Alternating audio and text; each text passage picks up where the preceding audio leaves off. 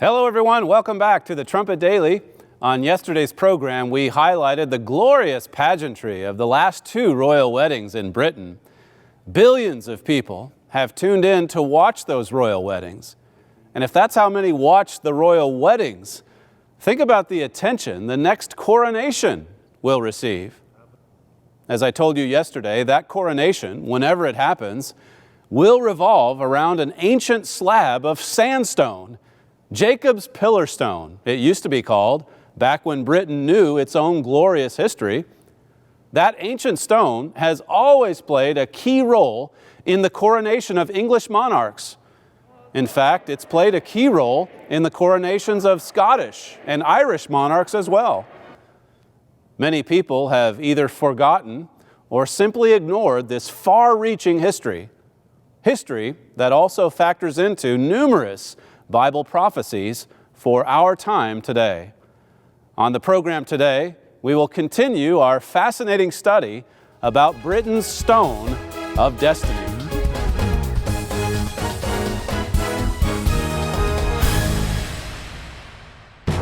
The Philadelphia Church of God presents the Trumpet Daily.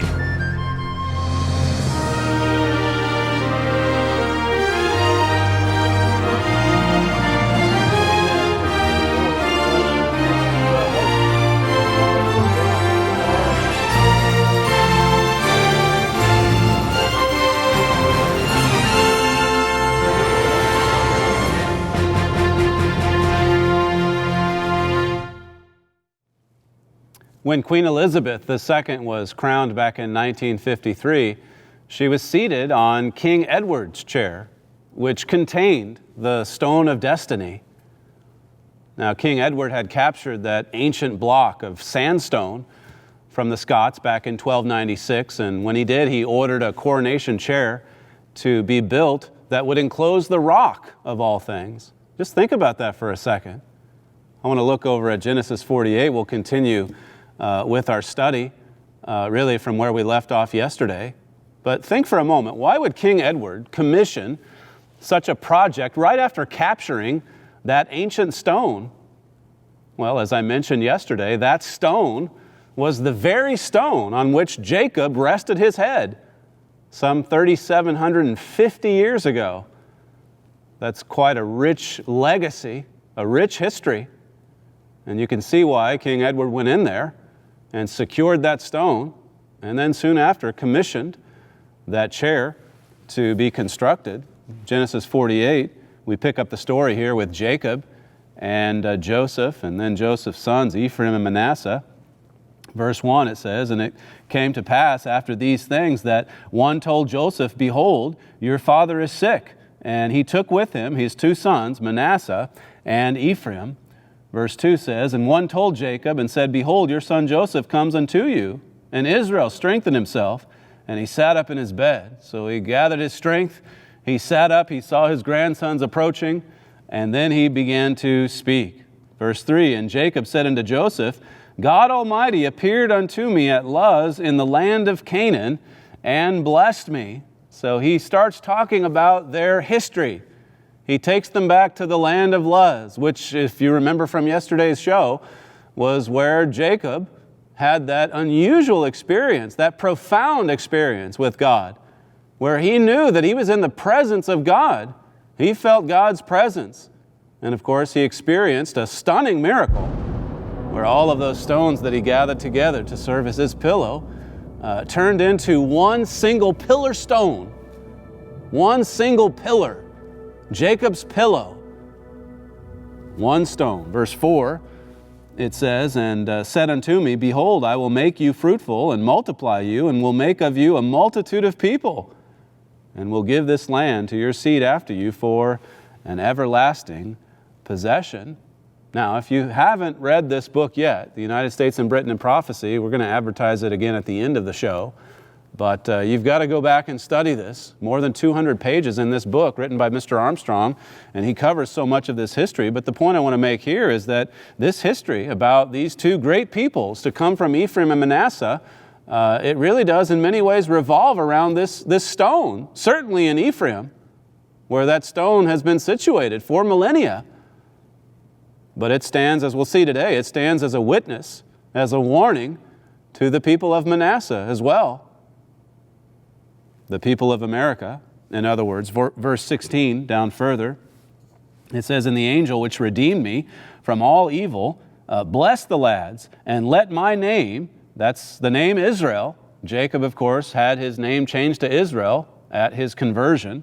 "Let my name, Israel, be named on them," speaking of these two boys, these two lads, Ephraim and Manasseh, "and the name of my fathers, Abraham and Isaac, and let them grow into a multitude in the midst of the earth." So Jacob brings these two lads forward, and he not only blesses Joseph's sons, he also gives them a vital history lesson. He teaches them about their own history. He reminds them about this history dating back to Genesis 28.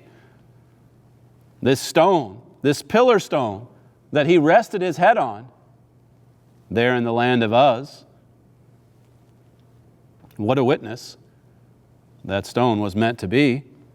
Verse 17, "And when Joseph saw that his father laid his right hand upon the head of Ephraim, it displeased him, and he held up his father's hand to remove it from Ephraim's head unto Manasseh's head. And Joseph said unto his father, Not so, my father, for this is the firstborn. Put your right hand upon his head. And his father refused and said, I know it, my son, I know it. He also shall become a people," speaking of Manasseh, "and he also shall be great, but truly his younger brother shall be greater than he, and his seed shall become a multitude of nations." So you've got to go back to the United States and Britain in prophecy for a very thorough study of this passage. But suffice it to say here, no other nation but Britain, together with the Commonwealth nations, that was under that empire, when the empire was spread over all the earth. The sun never set on that empire, as Mr. Armstrong said. No other empire or group of nations could fulfill this end-time prophecy other than the great British Empire. And furthermore, no other single great nation could fulfill this end-time prophecy like the United States of America, the single greatest nation in the history of this earth. These two peoples, and notice, as I said, going back to the start of Genesis 48, notice how this pillar stone is so directly associated with these two peoples, the people of Ephraim and Manasseh. Now let's go over to Joshua, the book of Joshua. We'll move forward in the history. Joshua chapter 24. Jacob didn't want his grandsons to forget this history, and you move into the book of Joshua and you see how that Joshua intended for this stone also to serve as a witness to the people of Israel.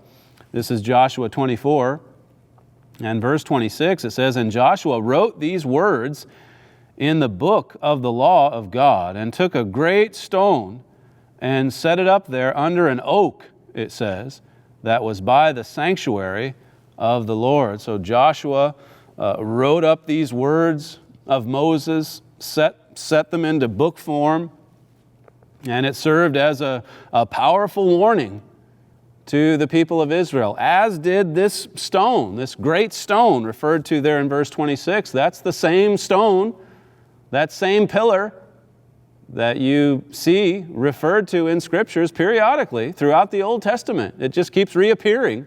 It's right there with the people of Israel, traveling with them, moving with them through the wilderness and on into the Promised Land.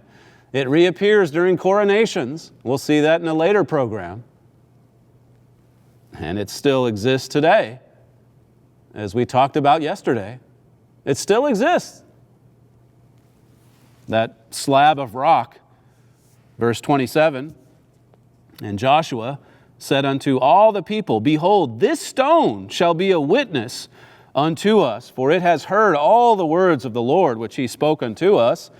It shall be therefore a witness unto you, lest you deny your God."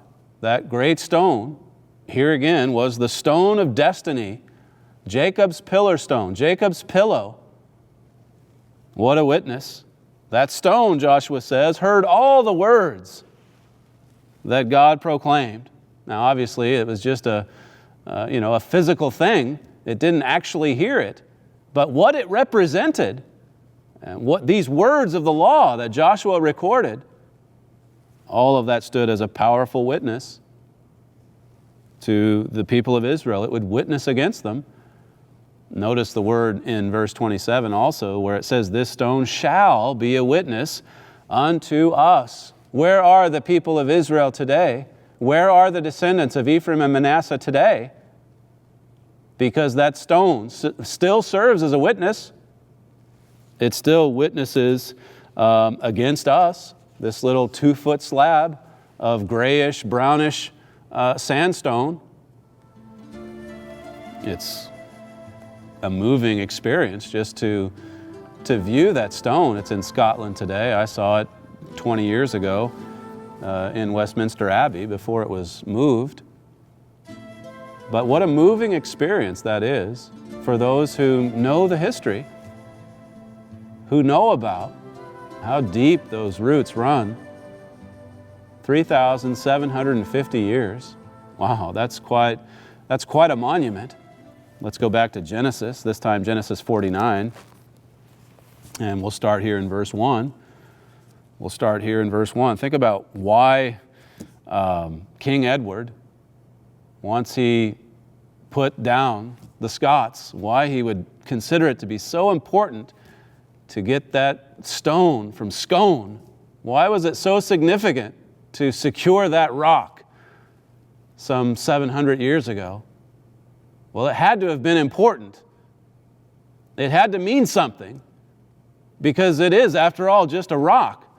And there's plenty of those on earth. Why that one? Why did he have to bring that back? And then immediately commission that this chair be built, this chair on which the English monarchs would be crowned, that this chair would serve as a house for that rock. Why?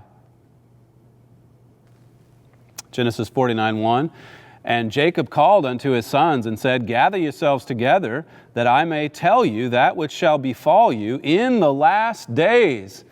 This is the chapter that talks about Jacob blessing these sons, the sons of Israel, as his name was later changed to, the sons of Israel. And it says, this is what's going to happen to you in the last days, the latter days. Now, with respect to Joseph, the father of those two lads, Ephraim and Manasseh, notice what it says down in verse 23. "The archers have sorely grieved him and shot at him and hated him." And verse 24 says, "But his bow abode in strength, and the arms of his hands were made strong by the hands of the mighty God of Jacob." I mean, enemies would come after him, fight against him, but God would back the descendants of Israel. They would become a powerful people, a multitude of nations, a single great nation, as part of the fulfillment of promises made to that great patriarch Abraham. God has since fulfilled those promises, as we've discussed before, and now we as a people we're seeing them taken away. But just to finish the thought here in verse 24, notice it says, "From thence is the shepherd, the stone of Israel." Here again, another reference to a great stone in the Old Testament, Jacob's pillar stone. It was mentioned in Joshua as a witness. It would be a witness. Here in Genesis 49, it's referred to as a shepherd. Now, we'll see some fascinating scriptures here in just a minute from the New Testament to further show just how symbolic all of this really was. But that same rock, notice, Mr. Armstrong discusses it in the United States and Britain in Prophecy. It was with Israel throughout their wanderings in the Promised Land and so on. And then even after Judah went into captivity, God enacted this plan that not only preserved the stone, but also that royal line that we'll talk more about in future programs. I want to take you now to this history with Jeremiah and the transfer of the stone as it's discussed in the United States and Britain in Prophecy. This is Mr. Armstrong writing. In 569 BC, the date of Jeremiah's transplanting, an elderly white-haired patriarch, sometimes referred to as a saint came to Ireland. With him was the princess daughter of an Eastern king and a companion called Simon Brock. This royal party included the son of the King of Ireland, who had been in Jerusalem at the time of the siege. There he had become acquainted with Tia Tephi. He married her shortly after 585. When the city fell, their young son, now about 12 years of age, accompanied them to Ireland. Besides the royal family, Jeremiah brought with them some remarkable things. So notice this. This is what Jeremiah brought to Ireland. Some remarkable things, including a harp, an ark, and a wonderful stone called Liaphel, or the stone of destiny. That's the stone we're talking about here. Many kings in the history of Ireland, Scotland, and England have been coronated sitting over this stone, including the present queen. That's the one in 1953, the current queen, Queen Elizabeth. The stone rests today in Westminster Abbey in London, and the coronation chair is built over and around it. That's King Edward's chair, built for the stone. It's over and around it. A sign beside it labels it Jacob's pillar stone. And then the reference there is to Genesis 28 and verse 18. Now, as I said yesterday, the sign has since been removed. The history pretty much forgotten. But if you go back, as Mr. Armstrong said in that quote I gave to you yesterday, just a few generations, you will find a people, whether in the royal family or in Britain in general, or even among the news media, that would have been well aware of this history and not ashamed to talk about it. Let me just give you one source. This is from the Times of London. Now you can see the date here is June 18th, 1911. So you have to go back, as I said, a few generations. It says, the migrations of the stone of destiny since the days when it served Jacob for a pillow at Bethel, or came into the possession of Scada, it says, daughter of Pharaoh, and by way of Spain, notice this, to Ireland and Scotland, and so to England, just like Mr. Armstrong described in the U.S. and Britain. That was the journey. And so to England are the tales of our childhood from which we do not readily part company. And then it quotes this scholar. It says, the stone is, says Dean Stanley, the one primeval monument which binds together the whole empire, the iron rings, the battered surface, the crack which has all but rent its solid mass asunder, bear witness to its long migrations. It's been on quite a journey these past 3,750 years. It continues here, it is thus embedded in the heart of the English monarchy. It's embedded in the heart of the monarchy, just like it was embedded in that chair for 700 years. It's right at the heart of this monarchy. Why is it so significant? Why would the English monarchs want this for so many centuries, and the Scots before them, and the Irish before them? And what people before the Irish? Well, you can put it all together if you're willing to do a little bit of study. But like I said yesterday, it's not even really that difficult to prove. It's just been long forgotten. And people don't care to look into it anymore, sadly. They won't dig in. Notice this source, the supplement to the Hampshire Telegraph. This again, from way back when, May 20th, 1899. It's describing that critical moment in 1296 when the transfer happened from Scotland down to England. Edward I, it says, brought it to England in 1296 after defeating the Scottish king, John Balliol, at Dunbar. Since then, the chair has been kept at Westminster Abbey. Every ruler of England, it says, has been crowned on it. Under the seat is a board supported by 4 lions. On this rests the famous Jacob's stone, or stone of destiny, on which Jacob's head is said to have been rested when he dreamed of seeing the ladder which reached to heaven. This stone was originally the royal chair of Ireland. Goes through some of the same history. Ireland, then Scotland, then down to England. It continues. Sir Walter Scott gives the following history of this stone. Fergus, son of Eric, probably a descendant of Simon Breck. You read about him in Mr. Armstrong's book as well. Simon Breck was driven out of Ireland and landed in 503 BC on the coast of Argyllshire in Scotland, bringing the stone with him Later on, it was brought by King Kenneth of Scotland to Scone Castle, and the Scottish kings were crowned on it from that time till Edward I destroyed the royal residence of Scone and took the stone to London, where it has remained ever since. You can see why it was also called the Stone of Scone while it was in Scotland. It's had a lot of names over the years, but people don't care to look into that rich history, that tradition any longer. There it remained, as it says there at the end of that quote.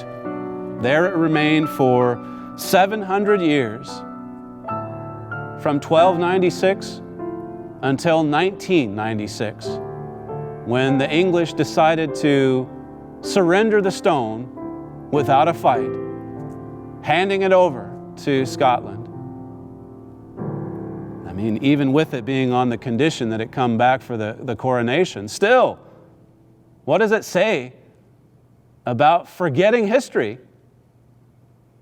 when after a while you remove the sign that says Jacob's Pillar Stone, and then, well, after the sign is gone for a while, we might as well get rid of the stone as well? I mean, what does it matter anyway? It's just a rock. It's just a 2-foot slab of sandstone. I mean, when that happened in 96, there was quite a lot of controversy, quite a lot of people who were upset about it. Who's upset about it today? Let me show you what we were writing about it back in 1996. This is from the Trumpet magazine.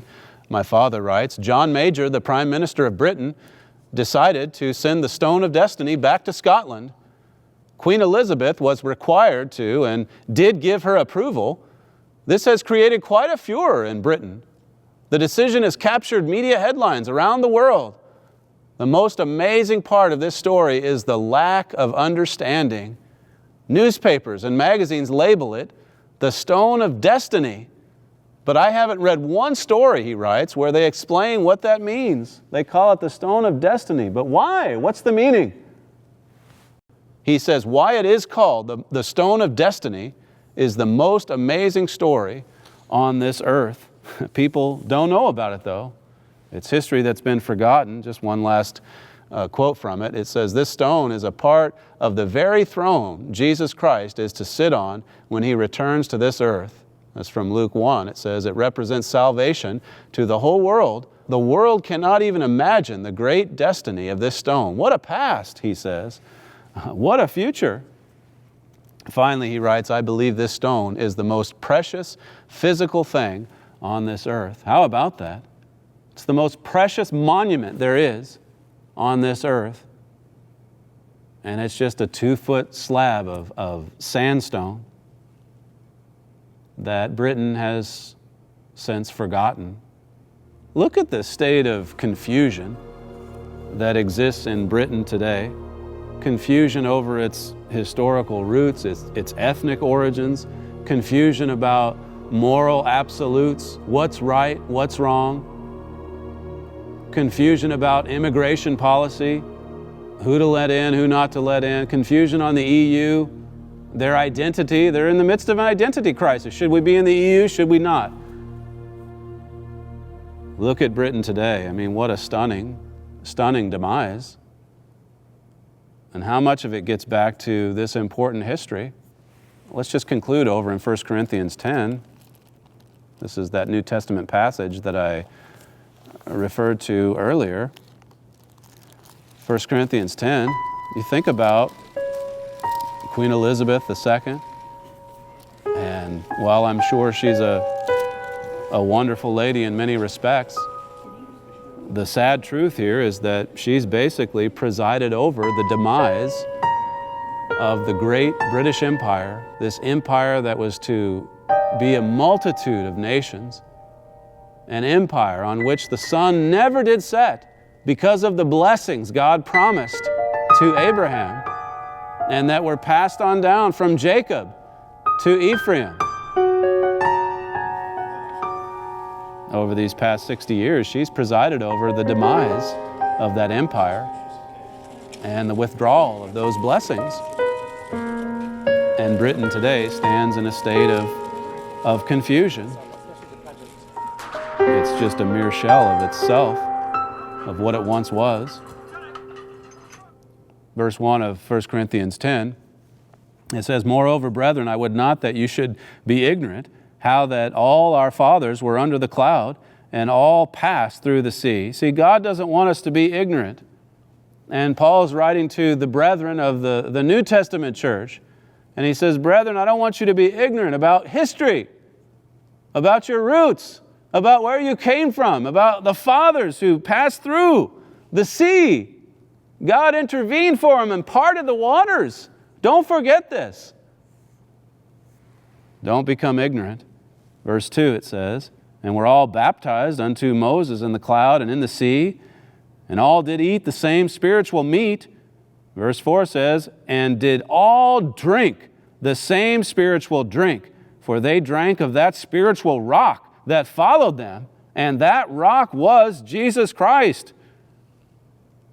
God's essentially saying, if you forget the rock, if you turn your back on the rock, then you'll lose sight of your history, your purpose. You'll lose your vision. You won't know where you're headed. You'll wander around in a state of confusion.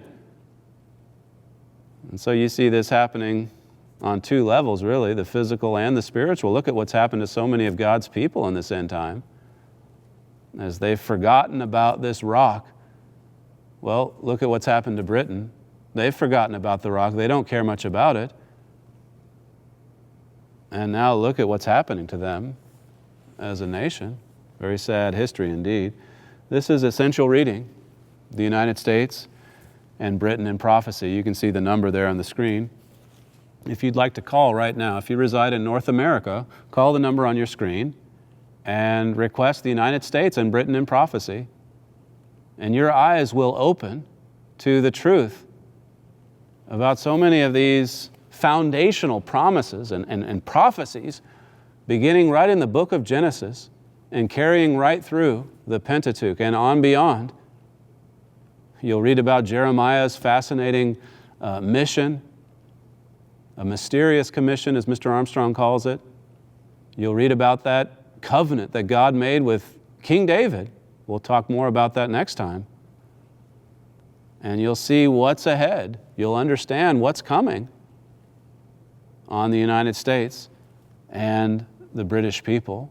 So if you haven't gotten your copy already, if you would rather not call, just go to thetrumpet.com, and there's a literature tab there that you can go to and request your free hard copy if you'd like. We'll send it out to you free of charge at no cost or obligation to you. Of course, if you'd like to read it immediately, you can also do that online. Thank you for joining us today, and we'll see you again next time on the Trumpet Daily.